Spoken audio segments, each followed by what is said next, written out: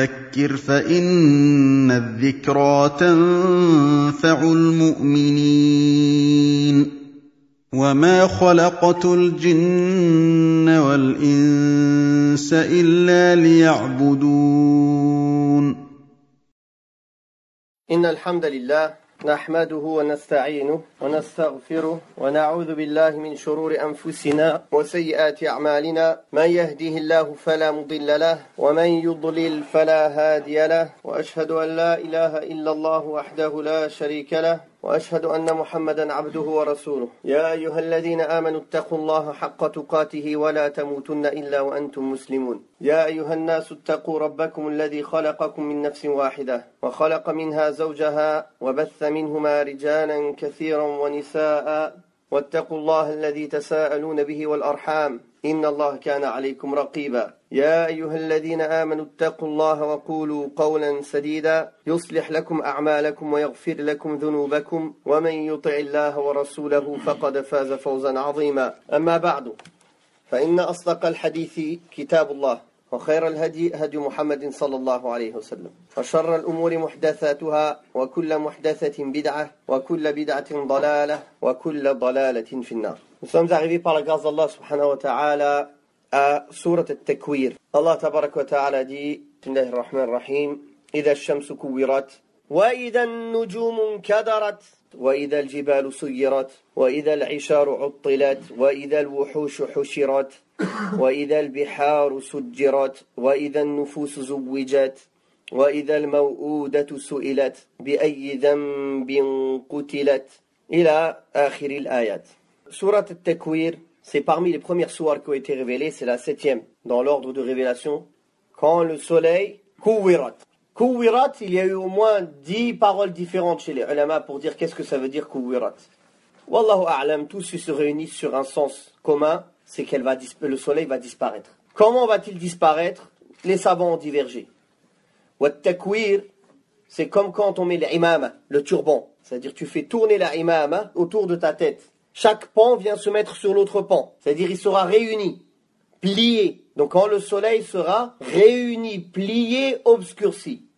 Et ça, il est venu dans le hadith sahih, où le messager d'Allah sallallahu alayhi wa sallam a dit « Le soleil et la lune seront comme deux taureaux obscurcis et regroupés et pliés en enfer. » Et effectivement, ça, Allah tabaraka wa ta'ala l'a dit dans le sens « Vous et ceux que vous adorez en dehors d'Allah, vous serez réunis en enfer. » Pour justement humilier tous ces gens qui adoraient le soleil et la lune, et les choses et les statues, comme dans la parole d'Allah tabaraka wa ta'ala dit, où Allah dit « Ô vous qui avez cru, sauvez-vous ainsi que vos familles d'un feu dont les combustibles sont les hommes et les pierres. » Ils disent les pierres qu'ils adorent, l'asnam, les statues. Donc toute chose qui est adorée en dehors d'Allah sera en enfer avec ceux qui l'ont adoré, sauf les hommes pieux qui ont été pris en adoration en dehors d'Allah. Ils n'ont pas agréé cette adoration. Et Allah leur a promis la réussite. Et il ne convient pas de les appeler Tarout. Car un Tarout, on a dit, c'est ce qui est adoré en dehors d'Allah. Et alors qu'il est satisfait, qu'il agrée cela. Donc le soleil et la lune, ils seront ce jour-là obscurcis. Et en fait, certains savants, comme Cheikh Atiyya Salim dans At-Tatimma de Adwa al-Bayan, dit que la parole la plus juste, c'est quand le soleil va se lever de son coucher. Et vous savez que c'est la fin des temps, un des signes de la fin des temps. Donc qu'est-ce qui va se passer quand il va se lever de son coucher? Il sera réuni avec la lune. Donc, takwir, c'est le sens d'unir, réunir ensemble.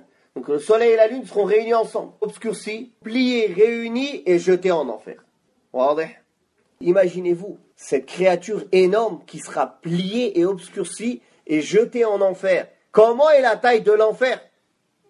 Si le soleil et la lune en enfer sont comme deux taureaux obscurcis, c'est quoi la taille de l'enfer? Non. وَإِذَا النُّجُومُ انْكَدَرَتْ. Et quand les étoiles deviendront ternes, seront obscurcies ou bien tomberont. Inkadarat, ça peut venir dans les deux sens. Dans le sens elles vont tomber, ou bien dans le sens qu'elles seront obscurcies aussi, ces étoiles-là. Wa idal jibalu suyirat. Et quand les montagnes seront mises en marche. Effectivement, les montagnes, Allah tabaraka wa ta'ala en parle souvent dans le jour du jugement dernier. Elles auront plusieurs situations. Elles seront comme des coton éparpillé, comme des mirages qui marchent, ces montagnes-là vont passer par toutes ces situations-là le jour du jugement dernier. Imaginez-vous ce jour terrible. Le soleil va être obscurci, plié, les étoiles d'eux-mêmes, les montagnes. Les gens vont dire oui, mais on sait que aussi le jour du jugement dernier, le soleil va être à 1 mille de la tête des gens. Tout ça, c'est plusieurs choses qui se passent le jour du jugement dernier. L'un ne renie pas l'autre. C'est-à-dire, et il va se passer ça, et après, elle va être obscurcie. Parfois, on peut savoir dans quel ordre, et parfois l'ordre, on ne le connaît pas, car Allah Ta'ala ne l'a pas cité. Mais tout ce qu'Allah Ta'ala a cité comme événement qui va se passer ce jour-là, ça va se passer. La mahala. On ne peut pas s'échapper de ça, c'est une certitude. Donc, imaginez-vous ce jour terrible. Le soleil obscurci, les étoiles ternes qui vont tomber, les montagnes se mettent en marche comme des mirages. Allahu Akbar. Les montagnes, des milliards et des milliards de tonnes de pierres, elles seront mises en marche. C'est les chamelles qui sont à terme, c'est-à-dire qui sont enceintes, elles vont être négligées. Pourquoi Allah Ta'ala a parlé de cela? Car les chamelles qui sont enceintes, c'est les biens les plus aimés chez les Arabes. C'est ce qui est le plus cher à leurs yeux. C'est-à-dire, ce jour-là, même les chamelles à terme, vous n'en voudrez pas. Vous les négligerez. C'est-à-dire, tous les biens de ce monde, on pourra vous les présenter. Vous ne serez pas attirés par ces choses-là. Vous ne les regarderez même pas. وَإِذَا الْوُحُوشُ حُشِرَتْ. Al-wuhush, c'est les bêtes farouches. Mais ici, Allah Ta'ala, il parle de toutes les bêtes. Quand tous les animaux seront rassemblés. Effectivement, le jour du jugement dernier, même les animaux seront rassemblés. Pour que Allah montre sa justice. La bête qui avait pas de cornes, qui avait été écorchée ou blessée par une bête à cornes dans ce monde, Allah va lui donner des cornes à cette bête qui n'avait pas de cornes pour mettre un coup de corne à celle qui lui a mis un coup de corne, et après Allah Ta'ala leur dira Kunu turaba, soyez de la poussière. Et là tout le monde verra que la justice d'Allah elle est parfaite, subhanahu wa ta'ala, même dans les bêtes, même entre les bêtes, la justice elle sera établie. وَإِذَا الْوُحُوشُ حُشِرَتْ وَإِذَا الْبِحَارُ سُجِّرَتْ. Et quand les mers seront allumées. Les mers, vous avez vu la quantité d'eau qu'il y a dans les mers sur terre? Yawm al-Qiyamah, elles seront du feu. Imaginez-vous ce feu, comment il est là. Wallahu ala kulli shay'in qadir, subhanahu wa ta'ala. وَإِذَا النُّفُوسُ زُوِّجَتْ. Et quand toutes les âmes seront accouplées, c'est-à-dire réunies. Chacun avec son groupe. Les gens pieux avec les gens pieux. Les gens mauvais avec les gens mauvais. Ça vient dans le même sens où Allah tabaraka wa ta'ala a dit وَسِيقَ الَّذِينَ كَفَرُوا إِلَى جَهَنَّمَ زُمَرًا. C'est dans le même sens, zumara, par groupe. وَسِيقَ الَّذِينَ اتَّقَوْا رَبَّهُمْ إِلَى الْجَنَّةِ زُمَرًا. Donc, les gens seront en groupe. Les groupes des pervers ensemble. Aujourd'hui, les gens, chacun s'affilie à quelque chose. À un groupe, à une secte, à une mode, à je ne sais quoi. Bah, affilie-toi, tu seras avec eux, Yawm al-Qiyamah. Alors, choisis bien avec qui tu t'affilies. Si tu t'affilies d'abord aux croyants, aux musulmans, tu seras ressuscité avec les croyants. Puis entre les croyants, entre les musulmans, tu t'affilies aux gens de la sunna, et tu t'affilies pas aux gens de la bid'a, tu seras ressuscité avec les gens de la sunna. Ah, mais si tu t'affilies aux kuffars, tu seras ressuscité avec les kuffars. Après, si entre les croyants, tu t'es affilié au groupe innovateur, tu seras ressuscité avec eux dans leur groupe. Choisis ton groupe ici, ce sera le même groupe Yawm al-Qiyamah. Celui que tu as choisi ici, tu le retrouveras le jour du jugement dernier. Chacun avec son groupe. وَإِذَا الْمَوْءُودَةُ سُئِلَتْ بِأَيِّ ذَنْبٍ قُتِلَتْ. Et quand la petite fille, la fillette enterrée vivante, demandera pour quel péché elle a été tuée. Allah Ta'ala parle ici d'une habitude chez les Arabes qui était d'enterrer les filles vivantes, de les tuer.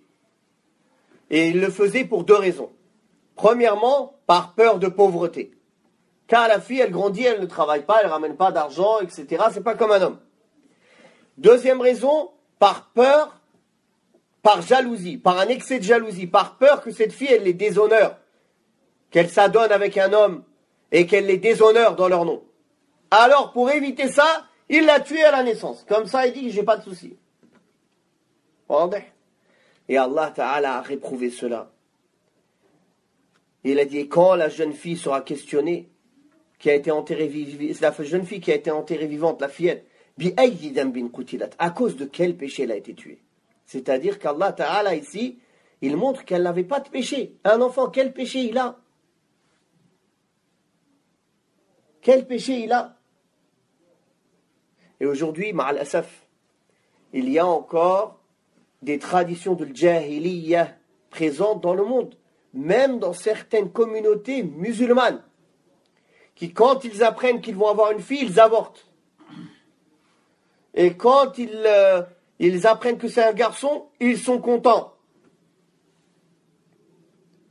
Ça, c'est la même habitude que les kuffars Quraysh. Allah a interdit cela. L'important, c'est cet enfant-là, est-ce qu'il va être pieux? Est-ce qu'il va être bon envers ses parents? Il y a des femmes qui valent des millions d'hommes, avec leur piété et leur comportement. Et il y a des hommes qui valent des millions de femmes. Donc auprès d'Allah, dans la récompense de l'au-delà, que ce soit un homme ou une femme, c'est la piété qui compte. Dans le dunya, dans ce bas monde, il y a des règles qui régissent l'homme et la femme et les relations qu'il y a entre eux en islam. Dans certains aspects, l'homme a le dessus, dans d'autres aspects, la femme elle a des avantages.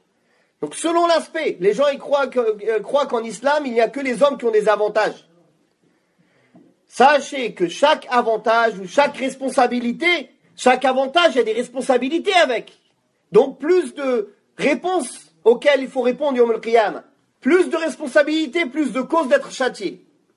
Toute personne qui a l'autorité, les gens ils courent derrière l'autorité maintenant, ou derrière le pouvoir. Sache que plus tu as de pouvoir et plus tu as d'autorité, plus tu vas rendre de compte. Regardez. Aussi, la femme, elle a des avantages que l'homme n'a pas. Allah Ta'ala a rendu obligatoire à chaque étape de sa vie qu'un homme s'occupe d'elle. Quand elle est jeune, son père. Si elle n'a pas de père, son oncle, son grand-père ou son frère. Il doit subvenir à ses besoins, il doit la protéger, il doit tout faire pour son bien. Et le prophète sallallahu alayhi wa sallam a encouragé d'être bon avec les épouses, avec les mères, a encouragé d'être bon avec les filles. Il a encouragé d'être bon avec la femme dans toutes les étapes de sa vie. Il a dit les meilleurs, ce sont les meilleurs avec leurs épouses.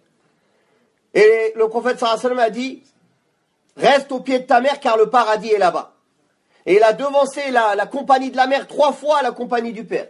Et il a dit, celui qu'Allah a éprouvé avec 2 filles, qui est bon envers elles et qui les éduque bien, elles seront un bouclier pour lui contre l'enfer. Donc regardez comment l'islam a protégé cette femme. Qui n'espère pas ça? Il y a des hommes, tout le monde espère que, subhanallah, on travaille pour lui, on le nourrisse, on le loge, on fait tout. Qui aime pas ça? Les gens ils cherchent tout ça maintenant. Ça, c'est son droit à sa femme. C'est-à-dire, c'est pas quelque chose pour lequel elle doit chercher. C'est son droit. Allah, il lui a protégé ce droit-là. Oui, il a une autorité dans la maison, etc. Mais derrière aussi, il doit assurer. Et cette autorité-là, comme Allah tabaraka wa ta'ala dit, Ar-rijal qawwamuna 'ala an-nisa bima faddala Allahu ba'dahum 'ala ba'din wa bima anfaqu min amwalihim. En résumé, concernant l'au-delà et concernant la récompense auprès d'Allah et les places au paradis, ce n'est pas le fait d'être un homme ou une femme qui change quelque chose. Concernant ce bas monde, il y a des droits dans lesquels ils se partagent et d'autres droits qui sont spécifiques à l'homme et d'autres droits qui sont spécifiques à la femme. Ça, c'est les règles qu'Allah Ta'ala a mis dans ce dunya, dans ce monde, pour que les choses se passent d'une bonne manière. Et s'il n'y avait pas de différence entre l'homme et la femme, Allah, il n'aurait pas créé 2 genres différents. Un homme et une femme. Il aurait créé un genre. Il y a des différences physiques, il y a des différences, il y a beaucoup de différences. Mais nous, on ne dit pas comme les kuffars, ils disent l'égalité entre l'homme et la femme. Non. Nous, on dit la justice. Parce que c'est pas, on peut pas dire que c'est égal dans toutes choses. Dans l'islam, il y a des choses où la femme, elle a des droits supérieurs à l'homme. Et il y a des choses où l'homme, il a des droits supérieurs à la femme. Donc si on dit l'égalité, on contredit l'islam. Mais on dit la justice. La justice, c'est ce qu'Allah a décidé. Il n'y a pas d'injustice. Il n'y a pas d'oppression. Donc il y a une différence. L'islam appelle à la justice et au droit. Et à ne pas faire d'injustice à qui que ce soit. Mais chez les kuffars, pour eux, la justice, c'est obligatoirement l'égalité. C'est eux qui ont dit ça. Allah n'a pas dit que la justice, c'était l'égalité. L'égalité, c'est l'injustice. Chez les kuffars, ils ont mis démocratie avec le mot justice. C'est-à-dire, si tu dis que tu refuses la démocratie, dans le sens que tu refuses la justice. Non. Donc ça, c'est des sens qu'ils ont donnés eux-mêmes. Ils ont découvert il n'y a même pas 30 ou 40 ans. Et dans 10 ans, ils vont changer encore de concept. Et dans 30 ans, ils vont changer de concept. Mais nous, alhamdulillah, la loi d'Allah, elle est immuable. Et elle est valable en tout temps, en toute époque. En tout lieu. Donc, faites attention, il y a une différence entre la justice et l'égalité. Nous, on dit, l'islam appelle à la justice entre l'homme et la femme, et qu'il n'y ait pas d'injustice et d'oppression. Et l'islam appelle à la justice dans la manière de gérer les peuples, et il interdit l'injustice. Il y a des choses, des points sur lesquels la femme a des droits que l'homme n'a pas, il y a des points sur lesquels l'homme a des droits que la femme n'a pas. Et ça, c'est Allah, le créateur des cieux et de la terre, qui a créé l'homme et la femme, qui connaît leur nature, qui a donné ces droits-là. Non. Donc, l'islam a préservé cette femme. Il y a 1400 ans, aujourd'hui, il crie les droits de la femme ici. Au début du XXe siècle, les femmes, elles n'avaient pas le droit d'avoir un compte en banque à leur nom. Jusqu'à il n'y a pas longtemps, elles n'avaient pas le droit d'avoir un autre nom que le nom de leur mari quand elles se mariaient. En islam, la femme, elle garde le nom de son père. Elle ne s'est pas mariée, elle a marié, c'est-à-dire elle renie sa famille. Elle n'a plus de famille, elle n'a plus de lignée. Elle garde le nom de son père. Elle ne prend pas le nom du mari. Elle a le droit à ses biens, à elle, propres. Les biens qui sont à elle, c'est à elle. L'homme, il n'a pas le droit d'y toucher comme ça, comme il veut. Il fait n'importe quoi avec. C'est ses propres biens. Ça y a 1500 ans dans le désert, ça. Hein. C'est pas maintenant. Donc c'est pas eux qui vont nous apprendre le droit de la femme. Parce qu'ils ne connaissent rien au droit de la femme. Ils l'utilisent comme un objet. Comme un objet de vente, d'achat, et un objet pour leur désir. C'est tout. Donc l'islam est venu protéger cette femme selon les règles de l'islam. Protéger sa vie, protéger son honneur, protéger son intégrité, protéger ses biens, et lui donner des droits et des devoirs et des responsabilités comme il a donné aux hommes des droits, des devoirs et des responsabilités. Non. Et quand la fille est enterrée, demandera pour quel péché elle a été tuée. Et le prophète sallallahu alayhi wa sallam a appelé la contraception al-wad'ul khafi. Une fois, ils sont venus voir le prophète sallallahu alayhi wa sallam, ils lui ont demandé concernant l'azl, quand l'homme se retire. Il a dit, ça c'est la même chose qu'enterrer les filles vivantes d'une manière cachée. Donc il a détesté cela. Le prophète sallallahu alayhi wa sallam, il a encouragé à avoir beaucoup d'enfants. Et il a dit, mariez-vous, ayez beaucoup d'enfants, car je me vanterai de vous devant toutes les communautés le jour du jugement dernier. Et c'est pour ça que l'islam a autorisé le mariage avec 4 épouses. Pour combler tous les problèmes de société, les femmes qui n'arrivent pas à se marier, les divorcés, les âgés, les je ne sais quoi, les hommes qui ont besoin d'avoir plus d'une femme, pour régler tous ces problèmes-là, il a légiféré ça, avec 4 épouses maximum, si il est juste. Et comme vous savez, les peuples qui sont beaucoup, ils ont une supériorité. Et c'est pour ça que les kuffars, les ennemis de l'islam, ils ont tout fait pour que les musulmans aient peur de la pauvreté, aient peur de beaucoup de choses et évitent d'avoir beaucoup d'enfants. Pour pas qu'ils ne soient beaucoup sur terre, qu'ils ne dépassent pas les kuffars en nombre sur terre. Et un des signes de la fin des temps, le prophète sallallahu alayhi wa sallam a dit qu'il y aura beaucoup ar-Roum. Les Roum, ils seront majoritaires sur terre. Les Roum, c'est Bani al-Asfar. On pourra appeler tous les blancs. Voilà. Et effectivement. Non. Donc, tout ce qui concerne la contraception, etc., il y a une ishara dans cela que ce n'est pas une chose demandée. Bien qu'il y ait des hadiths qui prouvent que ce n'a pas été interdit complètement, le moins que l'on puisse dire, c'est que c'est détestable, et cela devient interdit si la personne elle le fait par peur de pauvreté. Car Allah tabaraka wa ta'ala a répondu à cela, ne tuez pas vos enfants de peur de pauvreté, c'est nous qui leur donnons leur subsistance, et vous aussi. Donc celui qui le fait par peur de pauvreté, c'est haram. Par peur de subvenir à ses besoins, c'est haram. Par contre, s'il y a une raison valable, médicale ou éducationnelle ou je ne sais quoi, s'il y a une raison valable, ça devient permis si c'est dans les conditions respectées. S'il n'y a pas de raison, ça reste au moins détestable si c'est pas haram. Non. Puis Allah tabaraka wa ta'ala a dit وَإِذَا الصُّحُفُ نُشِرَتْ وَإِذَا السَّمَاءُ كُشِطَتْ وَإِذَا الْجَحِيمُ سُعِّرَتْ وَإِذَا الْجَنَّةُ أُزْلِفَتْ عَلِمَتْ نَفْسٌ مَا أَحْضَرَتْ. Et quand les feuilles seront déployées, naam, c'est-à-dire toutes les feuilles, tous les feuillets sur lesquels nos actions sont inscrites, elles seront déployées. C'est là que la personne, ou elle prendra son livre de la main droite, ou de la main gauche derrière son dos. Et quand le ciel, il sera déchiré et écorché, Yawm al-Qiyamah, comme on écorche la peau d'une bête qu'on a égorgée. Le ciel, il sera écorché aussi, comme cela. Non. Et quand l'enfer et la fournaise, elle sera attisée, bien chauffée pour accueillir les mujrimines, les criminels, et quand le paradis sera rapproché des muttaqin, des gens pieux, chaque âme saura ce qu'elle a présenté. Donc tout cela, Allah Ta'ala a juré par toutes ces créatures-là, l'une après l'autre, pour dire quoi? Chaque âme, elle saura ce qu'elle a présenté. Ce qu'elle a présenté comme bonnes ou mauvaises actions. Et c'est ce jour-là, justement, c'est pour ça qu'il s'appelle Yawmuddin, Yawmul Jaza, le jour de la rétribution. Naam. Donc quand on voit, subhanallah, tous ces signes, et imaginez-vous le jour du jugement dernier, quand le soleil sera obscurci, les étoiles deviendront ternes, quand les montagnes seront mises en marche, quand les chamelles à terme seront négligées, quand les bêtes farouches seront rassemblées, quand les mers seront allumées comme tout en train de brûler, quand tout le monde sera réuni en groupe, et quand la fillette enterrée vivante, elle demandera pour quel péché elle a été tuée, et quand les feuilles seront déployées, quand le ciel sera écorché, quand la fournaise sera attisée, et le paradis sera rapproché des muttaqines, des gens pieux. Imaginez-vous donc l'image de ce jour-là, qui est terrible, et auquel personne d'entre nous n'échappera. Chaque âme verra ce jour-là ce qu'elle a préparé. Pour elle, ce qu'elle a acquis, et contre elle, ce qu'elle a acquis. Non. Le Cheikh Atiyya Salim, qui a fini Adwa al-Bayan, il donne un élément essentiel. Quand Allah tabarak wa ta'ala jure par des créatures, souvent il y a un lien, et là il a donné l'exemple concernant cela. Quand le soleil sera obscurci, et que les étoiles deviendront ternes, et que les montagnes seront mises en marche, etc., etc., quand il parle des signes, que le ciel sera écorché, la fournaise sera attisée, chaque âme saura ce qu'elle a présenté. Il dit l'être humain aussi, quand il présente ses actions aussi, elles sont une fois bien, une fois mauvaises. Elles sont la cause qui vont rentrer au paradis ou en enfer. Et donc, ces choses par lesquelles Allah Ta'ala jure, ça montre comment ces actions aussi elles sont. Il y a les moments où il fait les bonnes actions, le moment où la foi elle baisse, la lumière de la foi elle pénètre son cœur, donc il voit bien les choses et il va dans le bon chemin. Et il y a les moments, etc. Donc tous ces changements de situation qu'on voit là, aussi c'est les changements des actes des êtres humains. Puis Allah tabaraka wa ta'ala dit Fala uqsimu bil khunnas al-jawari al-kunnas wal-layli idha as'as was-subhi idha tanaffas. Il y a deux parties. Une partie où Allah Ta'ala jure par toutes ces situations qui se passent le jour du jugement dernier, que l'homme, il va voir de ses yeux et qu'il verra avec certitude et qu'il saura ce qu'il a devancé. Donc, les situations du jour du jugement dernier, elles sont en lien avec ses actes et les situations qu'il a fait dans le dunya. Tous les actes qu'il a fait dans le dunya, il les verra le jour du jugement dernier.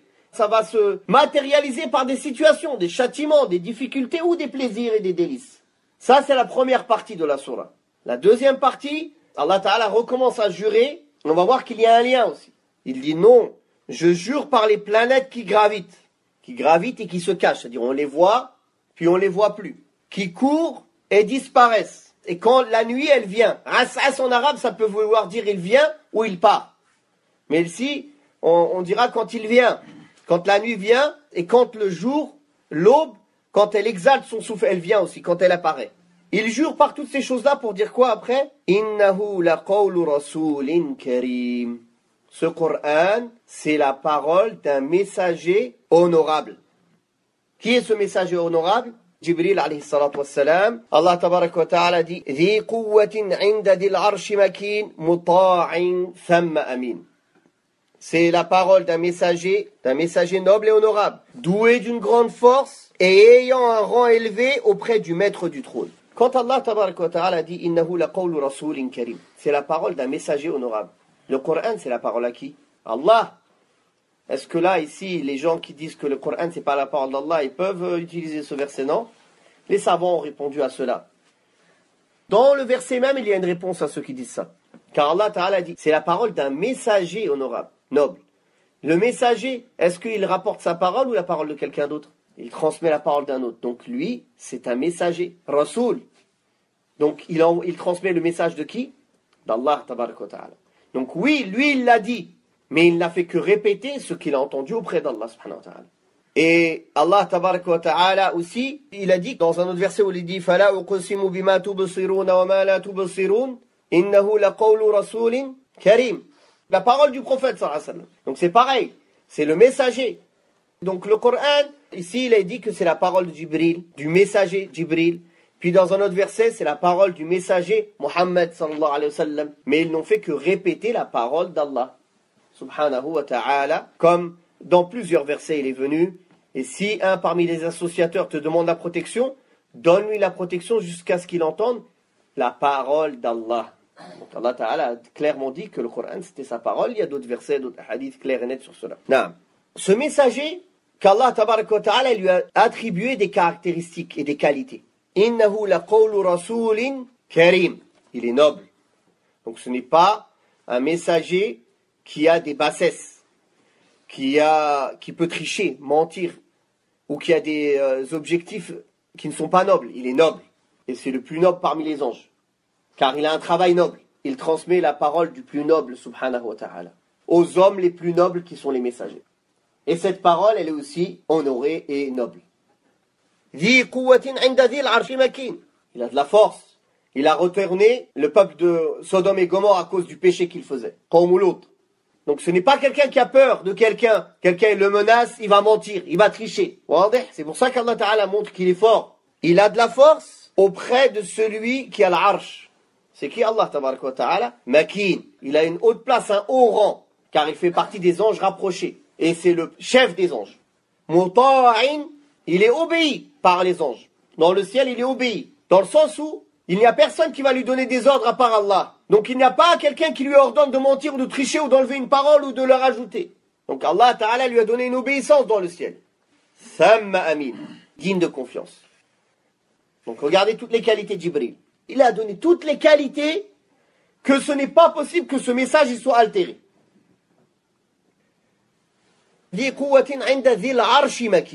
Auprès du possesseur de l'arche. L'arche, c'est la créature qui est au-dessus de toutes les créatures.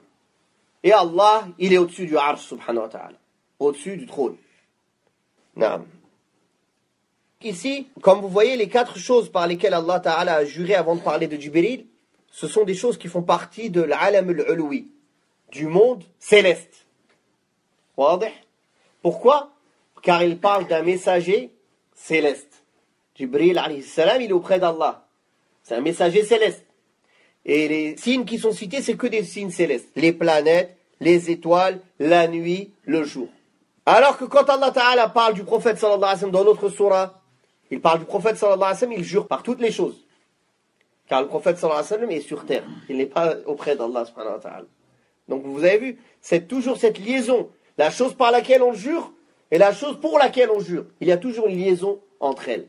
Et les ulama, comme Cheikh Mohamed Al-Amin Shinqiti, Cheikh Atiyya Salim, après qui a fini son tafsir, ils ont donné une importance à cela. Ils ont montré, Allah Ta'ala n'a pas choisi de jurer par certaines choses pour rien. C'est pas par hasard. Il n'y a rien par hasard dans le Coran. Non. Puis Allah Ta'ala dit en parlant du prophète sallallahu alayhi wa sallam, wa ma sahibukum bimajnoun. Et votre compagnon n'est pas fou. Pourquoi il n'a pas dit Muhammad sallallahu alayhi wa sallam? Pourquoi il a dit sahibukum, votre compagnon? Car ils lui ont tenu compagnie 40 ans. C'est-à-dire c'est une preuve contre eux. Vous le connaissez. Vous l'appeliez Al-Amin. C'est vous-même qui l'appeliez comme ça. Donc vous savez très bien que c'est quelqu'un de digne de confiance. C'est quelqu'un qui a toute sa raison. Il l'a effectivement vu au clair à l'horizon. Il parle de qui là? Jibril alayhi salatu wassalam. Le prophète sallallahu alayhi wa sallam l'a vu sur sa vraie forme 2 fois. Une fois en sortant de la grotte de Hira. Et une fois quand il a fait le voyage nocturne puis l'ascension. Auprès d'Allah subhanahu wa ta'ala, sous sa vraie forme. Et il a dit qu'il avait 600 ailes et qu'il couvrait l'horizon. Il dit, je regarde à gauche, à droite, partout, il couvrait tout l'horizon. Alayhi salatu wassalam.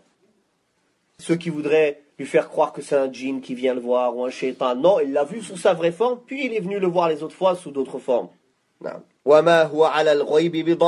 il ne garde pas avarement pour lui ce qui lui a été révélé. Danin, ça peut venir dans le sens muttaham ou dans le sens vanin, ay shuh. Il y a une qira'a où danin, ça vient avec un va, pas un bad, vanin, dans le sens shuh, l'avarice. Donc ça vient dans le 2 sens. Il ne rajoute pas, il ne diminue rien sur la révélation. Le 2e sens, il n'est pas avare. C'est-à-dire il n'a pas gardé une partie. Il donne tout ce qu'Allah Ta'ala lui a révélé, il le transmet. Alayhi salatu wassalam, il n'est pas sorti de ce dunya sans avoir transmis de la meilleure des manières. Et il a pris à témoin Allah subhanahu wa ta'ala en premier, puis tous les compagnons au pèlerinage d'adieu. Est-ce que j'ai transmis? Est-ce que j'ai transmis? Il dit, Ya Allah, témoigne. Donc le prophète alayhi salatu wassalam, il n'a pas quitté ce monde sans nous laisser sur une voie bien claire, dont on peut reconnaître son égarement de son bien, comme on peut reconnaître la nuit et le jour. Non. Ce Coran n'est pas la parole d'un Satan ou d'un diable banni, comme il y a les sorciers ou les devins qui eux ont des révélations, mais c'est des révélations de shaitan. Aussi Allah tabaraka wa ta'ala a protégé le ciel, que les shayatines ils ne peuvent pas aller voler la révélation ou les messages ou les paroles qu'il y a dans le ciel, Comme Allah Ta'ala dit dans le Coran al-Karim, donc le ciel, c'est pour lapider les shayatines. Ils ne peuvent pas s'approcher. Ceux qui veulent essayer de voler une parole, il est suivi par une boule de feu directement, il est attaqué. Donc le ciel est protégé, ils ne peuvent pas voler des nouvelles du ciel. Donc ils ne peuvent pas voler la révélation aussi. D'ailleurs, les djinns ne connaissent rien de l'invisible. Parfois, ils arrivent à voler une information, il y a une boule de feu qui les suit, et ils la mélangent, une vérité sans mensonge.